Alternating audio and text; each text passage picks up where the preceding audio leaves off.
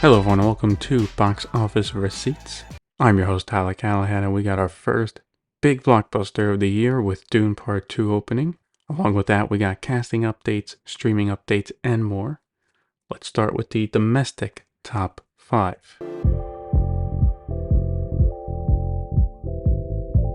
Opening in first place at the box office is Dune Part 2 with $82.5 million. In second place is Bob Marley One Love with $7.4 million for a total of $82.7 million. Third place was Ordinary Angels with $3.7 million for a total of $12.4 million. In fourth place was The Chosen, episodes 7 and 8 with $3.2 million for a total of $4 million. And in fifth place was Madame Web with $3.1 million for a total now of $40.4 million. So this was a fantastic opening for everyone involved with Dune Part 2. The movie opened to double what the first one did back in 2021, and that was with it also being released day and date on HBO Max. That big of a jump, I think, clearly shows a few things. First, Dune Part 1's box office was clearly hindered by it being also released on streaming at the same time. Two was that the audiences really enjoyed the first one, and since they probably watched it on streaming over the last few years, they were more than ready to come out and watch the sequel, and so far, they seem to be in love with it, as the film got an A for its cinema score. Better than the A- Part 1 got. Domestically, this is also a new opening record for director Denis Villeneuve, as well as for actors Timothée Chalamet, Rebecca Ferguson, and Austin Butler. It also turned out to be the best move in hindsight by legendary Warner Brothers to delay the film, as not only are the people coming out to see it, but that they are coming out to see it in a premium format. Ticket sales for Dune Part 2 for premium formats. This is IMAX, RDX, 4D, right? That is accounting for 48% of the box office gross. And the film will keep most of those screens until the end of March, until Ghostbusters Frozen Kingdom comes out. If it kept this date in November, it would have lost the non-IMAX screens to other films like The Marvels. Even back in November, Dune had a 3-week agreement with IMAX for IMAX screens, but it would lose the smaller screens to The Marvels and other films. Personally, I've seen the film and it was amazing. Definitely one you need to see in theaters, and I'm glad this is doing really well. And now, this is also clearly our first blockbuster hit of the year. In China, the crime film The Pig, the Snake, and the Pigeon opened in first place with $16 million for a total of $18.4 million. In second place was Article 20 with $15.7 million for a total of $315.5 million. Third place was Pegasus 2 with $14.1 million for a total of $450.4 million. In fourth place was Boonie Bears Time Twist with $8.6 million for a total now of $263.7 million. And in fifth place was YOLO with $7.8 million for a total of $470.6 million. As for Madame Web, that opened in seventh place, earning just $630,000. Internationally, Dune Part 2 also did really well, earning $100.2 million for a worldwide opening weekend of $182.7 million. At this point, it is well on track to passing the worldwide total of Part 1. The question now is how high can it get? Depending on next weekend's hold, I'm thinking $700 million worldwide might be possible. Bob Marley One Love earned $8.8 million for a total now of $146.1 million worldwide. Madame Web earned another $5 million for a total of $91 million worldwide. This might actually pass $100 million. Kind of crazy to think with how bad it is, but it might. Poor Things earned $2.4 million for a worldwide total of $104.6 million. Anyone But You is now at $207.2 million worldwide, and Argyle is at $92.2 million worldwide. For news in Hollywood, let's take a look at new films in development and casting updates. Deadline was busy this week, and they got the exclusive on a lot of these stories. The first one we actually had an idea was happening, but now it's confirmed. We talked about in the last episode how Amazon MGM Studios got a tax credit to film The Accountant 2 in California. The issue last week was no word was mentioned about the film being done by Amazon MGM Studios. Well, that's been fixed this week, as now it is official. So The Accountant 2 will be produced by Amazon MGM Studios. along with Artist Equity. This is the production company run by Ben Affleck and Matt Damon. Affleck is set to return, as well as John Berthel, J.K. Simmons, and Cynthia Adai Robinson. The director of the first, Gavin O'Connor, is also coming back to direct the sequel. Now, the first one was made by Warner Brothers, so what happened? Well, basically, what's being reported is Amazon MGM Studios bought the sequel rights from Warner Brothers, and now Artist Equity will be making it for Amazon MGM. Considering they're able to get everyone to come back for this, I take it this means they actually want the sequel to happen. Another film in development at Amazon MGM Studios is a rom-com called Merv. It'll be directed by Jessica Swale and star Zoe Deschanel, with a screenplay written by Lindsay Stewart and Dane Clark. At New Regency, it looks like we are going to get another video game adaptation, this time being Watch Dogs, the cyber crime games from Ubisoft.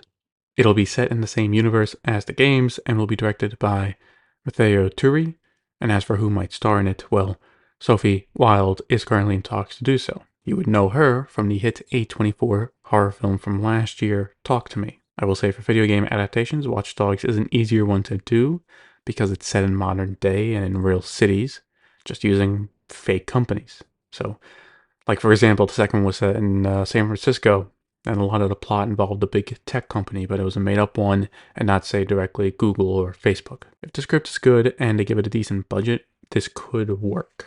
At Amazon MGM Studios, Rebecca Ferguson is looking to join Mercy. This is the sci-fi thriller starring Chris Pratt, with plans being it will get a full theatrical release. We got some updates on the crypto heist film, now called Dutch and Razelken. It'll star Chloe Grace Moretz, Louis Pullman, and Ariana DeBois, and will be directed by John S. Baird. It'll begin filming this summer, and CAA will handle worldwide rights to it. Both Cameron Diaz and Matt Bomer are in talks to join a dark comedy film Outcome at Apple Original Films. The film will be directed by Jonah Hill, in which he would also star in it as well as Keanu Reeves. That is one solid cast right there, and with it being a dark comedy, I'm looking forward to this one. Richard Jean Page is set to join the film Black Bag and star opposite Michael Fassbender and Cate Blanchett. This is a spy thriller that'll be directed by Steven Soderbergh at Focus Features. Since he's playing the opposite of Fassbender and Blanchett, I take it he'll be the antagonist. Demi Lovato is set to join a cast of Toe, which already includes Rosie Byrne and Dominic Sessa. The drama will be directed by Stephanie Lang. Production on the upcoming neo-noir thriller Lips Like Sugar is set to begin by the end of the month. This is the thriller set during the 1984 Summer Olympics and stars Woody Harrelson and Owen Wilson as LA detectives. Also joining the cast includes Sasha Calle, Erin Moriarty, Catherine Newton, and Juliette Lewis. Focus Features have set a release date for Conclave. This is the papal thriller directed by Edward Berger and stars Ralph Fiennes. Domestically, it will come out in a limited release in Los Angeles and New York City on November 1st, with a wider release on November 8th. Vertical is working with Fathom Events to show Johnny Depp's latest movie, Jean du Barry, in theaters domestically. This is a French film where he plays the role of King Louis XV, and it premiered at the Cannes last year. It'll be shown in 500 theaters starting May 2nd. In exclusive from Deadline, they are reporting that Vertical have bought the North American rights to Late Bloomers. The film premiered at South by Southwest last year and stars Karen Gillan. No word yet on how Vertical will handle its release. And we have another film that was shown at South by Southwest last year that now finally has a buyer, with Deadline exclusively reporting that Lionsgate have bought the worldwide rights to Americana. The film is directed by Tony Tost and stars Sydney Sweeney and Paul Walter Hauser. As for South by Southwest this year, a lot of South by Southwest news. Deadline broke the news that for the premiere of Roadhouse, director Doug Liman did in fact show up. While he was not on stage to talk about or introduce the film, the director was seen sitting in the crowd watching. This comes after he personally said he would not attend. Reviews have started to come out ahead of the release of Kung Fu Panda 4, and they are okay. Right now the film has a score of 71% on Rotten Tomatoes, which isn't bad, but it does make it the lowest one in the franchise. Still, as long as families are interested in going out to see it, it won't matter that much. Disney CEO Bob Iger has said that the studio has already killed off a few projects that they felt were not strong enough. Here is part of what he said. Quote, we're doing a lot. When we talk about improving our film slate, there are really three approaches. One is you have to kill things you no longer believe, and that's not easy in this business because either you've gotten started, you have some costs, it's a relationship with either your employees or the creative community, and it's not an easy thing. But you got to make those tough calls, end quote. I think some of those things might have been live action movies that we've heard about, but there haven't really been any updates on. Like, for example, there have been rumors of a Cruella 2, right, with Emma Stone. Like, that's been rumored to be in development. That film, the original, came out in 2021. Like, that's a film I could easily see where it's like, should we really spend 150 million on this? Is there an audience for this? And that might, films like that might have gotten canceled. Speaking of Disney, Trian Partners have released their white paper on Disney's performance. Again, this is going back to Nelson Peltz and what they're looking for in regards to seats on the board of directors. Now, I'm not going to go over the white paper in detail. It is 133 pages long, but it does include some common sense things like making less sequels and try to make more lower budgeted films. The idea that the studio should be taking more shots on goal to increase creative risk. They also provided some thoughts on Disney's streaming strategy. For the standalone ESPN service, they think it should be bundled with a partner like Netflix or Amazon. Also, they are not big fans of Hulu Live TV, as they consider it a loss-leading product that is struggling to scale and adds limited strategic value. I will say in regards to that, Disney does need to figure out what to do in regards to Hulu Live TV, because once Hulu is fully integrated with Disney Plus, this might lead to customers getting confused.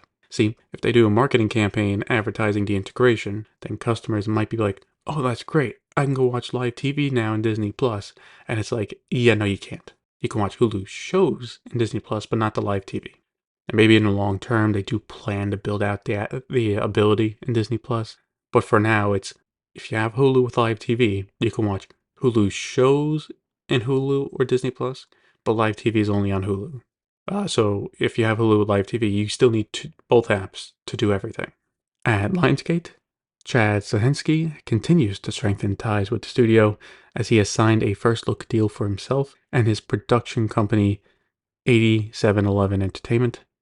This is on top of the deal he recently made to be the creative head of the John Wick and Highlander franchises. As for the Lionsgate Starz split, that will start to move forward in April, with the studio being spun off and merged with a SPAC to then be openly traded on the stock market, with the complete separation expected to be completed by the end of the year. The UK is looking to help out and incentivize studios and producers to film more within the country. During the government's budget announcement, it was announced that there would be a 40% corporate tax relief for film and TV studios until 2034, so for 10 years. Along with that, for independent films, there will be a tax credit introduced for films that are shot in the country and have a budget of under £15 million. I take it these moves will be really popular and will only help increase production in the UK. If you've noticed, there's been a big increase in productions in the UK over the last few years for both films and TV shows, and I think this will only increase it. It also came out after this announcement that Jurassic World 4 will in fact be filming in the UK this summer. In the Rust shooting, the armorer for the movie, Hannah Gutierrez-Reed, was found guilty of involuntary manslaughter. A sentencing hearing could happen as soon as next month. And we did have a few deaths this week. The first one was a big shock for me, and that is Akira Toriyama has died at the age of 68 due to an acute subdural hematura. He was the creator of Dragon Ball, which, like for me and millions around the world, introduced anime and manga. The Dragon Ball Z anime specifically played a big role in having a generation of kids grow up becoming interested in anime. And yeah, I was a fan of the show growing up as a kid. I loved it. So yeah, this one hurt a bit, to be honest, and not to discredit or forget his other work, he did also create the series Dr. Slump and designed characters for a few franchises, including Dragon Quest. Janice Burgess has died at the age of 72. She was the creator of the Backyardigans, a children's show that aired on Nickelodeon and Nick Jr. Jean Allison has died at the age of 94. She was a TV actress that appeared in many shows over the years, including Gunsmoke, Perry Mason, Charlie's Angels, among others. And Ahmed El Shenwai has died at the age of 75 due to sepsis. He was an actor who appeared in Indiana Jones and the Temple of Dune. Thoughts and prayers go out to their families during this terrible time. We got a few new trailers this week. From Disney, we got a new trailer for Pixar's Inside Out 2. It is set to come out June 14th. And A24 released a trailer for Sing Sing, starring Coleman Domingo. No release date has been set, but Deadline reports A24 is looking to release it in July.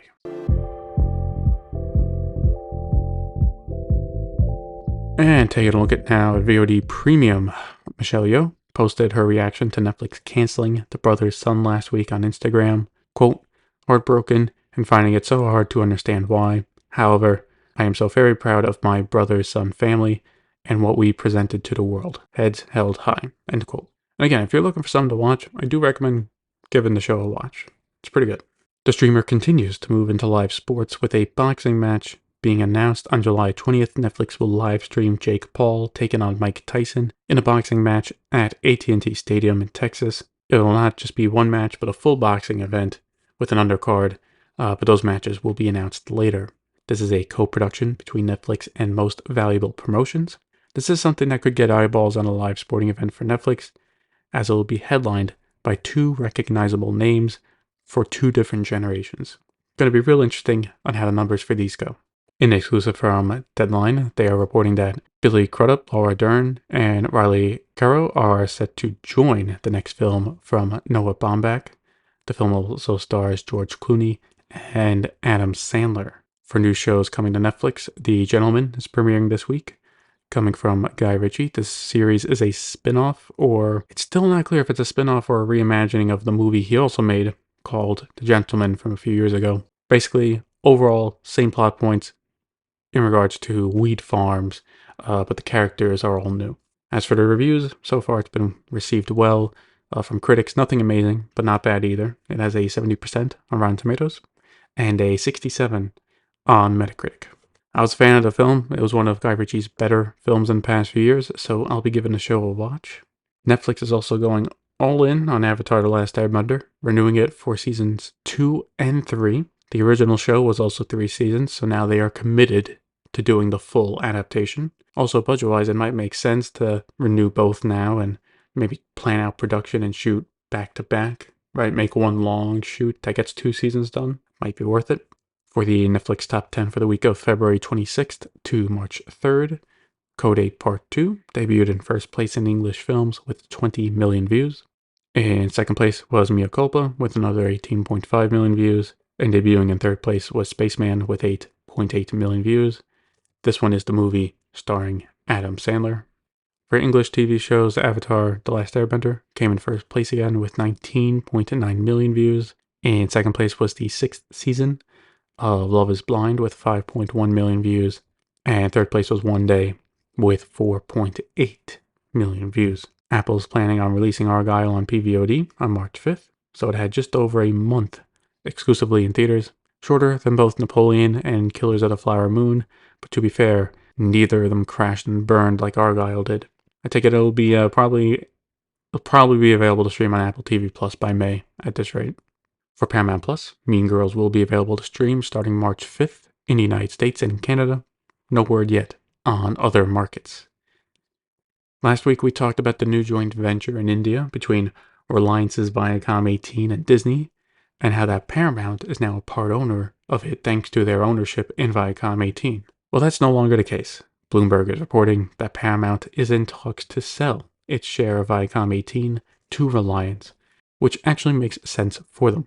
Bloomberg is reporting that Paramount is in talks to sell its share of Viacom18 to Reliance, which actually makes sense for them. While Sherry Redstone considers selling the company itself needs to keep paying off debt, and that means selling assets. If this could generate a good return, then they can use it to pay off some debt a lot quicker than if a deal gets done to sell the company. Lionsgate is looking to sell a Twilight animated series. Not much else is known about it, as it was mentioned by the vice chairman of the company, Michael Burns, at a media conference hosted by Morgan Stanley. ITV released their latest financial results for the year of 2023 as a whole. Since we are focused more on the streaming side, let's just focus on that. ITVX performed pretty well. Monthly active users were up 19%, and digital revenue grew to £490 million. Not clear if ITVX is already making a profit or not, but for the first full year of its streaming service, not bad. Got a quiet week for Peacock, with the only update being on the Community movie, with Joel McHale saying it's expected to start filming later this year. At Prime Video, we got 2 new trailers. First was the new look at the upcoming Fallout show, set to come out April 11th. As someone who has played some of the games, I'm cautiously optimistic. They also released the first trailer for the upcoming movie, The Idea of You, starring Anne Hathaway and Nicholas Galzatine. It'll have its premiere at South by Southwest and be available on Prime Video starting May 2nd. The streamer has renewed upload for a 4th and final season. If you have forgotten about the show, I don't blame you. The 3rd season aired toward the end of 2020 during the pandemic. And I will say, it's nice of Amazon to give the show one more season to wrap things up, even though it's been years. And in an exclusive from Deadline, they're reporting that Prime Video is beginning job consultations with staff ahead of doing layoffs in Europe. For the European staff, the layoffs will have to be around 5% or less of the staff. For the European staff, the layoffs will be around 5% or less of the staff, and this comes as part of the restructuring Prime Video has been doing since the beginning of the year. Hopefully those affected will be able to land on their feet quickly.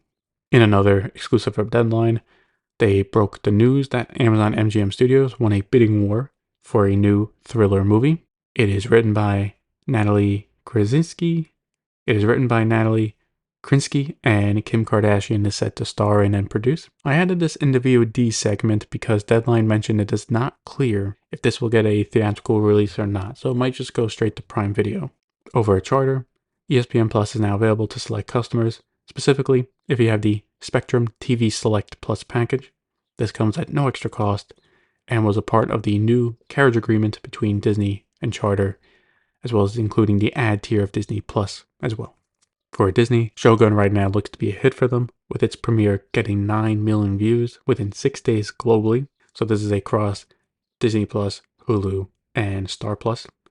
That may seem low, but that is views, not hours watched. It has also broken some records and is now the biggest scripted series premiere for Disney, beating the Kardashians, and is now also the biggest premiere for an FX show on Hulu, passing the 2nd season of The Bear. So yeah, it's gotten rave reviews and now has a strong start, so let's see if it can keep going.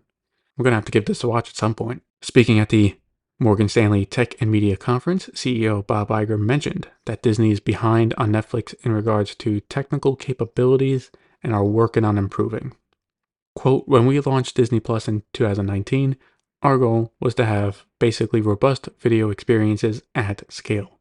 What we didn't have was the technology that we needed to basically lower customer acquisition and retention cost, to increase engagement, to essentially grow our margins by reducing marketing expenses. We're now in the process of creating and developing all of that technology, and obviously the gold standard here is Netflix." End quote. It's good that he recognizes it needs to improve, and look, Disney Plus's UI isn't bad. It's fine, but it's a little bit outdated at this point. It's basically the same since when it launched. And in the meantime, Netflix is the gold standard, has been getting better, and at the same time, while not perfect, Amazon and others have worked to try to improve their streaming capabilities and their UI as well. Maybe after the Hulu integration is done, they're going to put more resources behind an upgrade. At Warner Brothers Discovery, they are shutting down the internet company Rooster Teeth. The company has been running for over 20 years and was a pioneer in the early days of machinima with their hit series Red vs. Blue.